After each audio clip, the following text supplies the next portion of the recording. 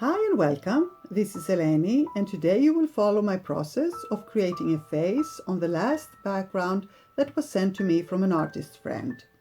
This video is part of a video hop with the hashtag 3girls and 12faces with me, elenisartstuff, mixed media by Marie and beagrob. It's an art collaboration where we have painted mixed media backgrounds that we send to each other.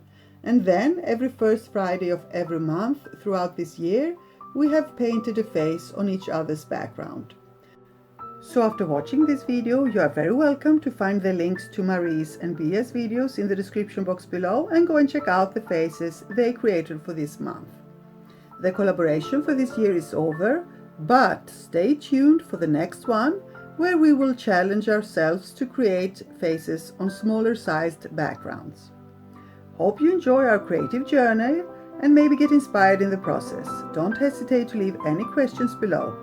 And if you enjoy my videos, there is an easy way to support my channel. You just have to like and comment under them, subscribe and click the bell to get notifications about my new uploads. Thank you so much for being here. Stay safe and see you soon. Love and kisses.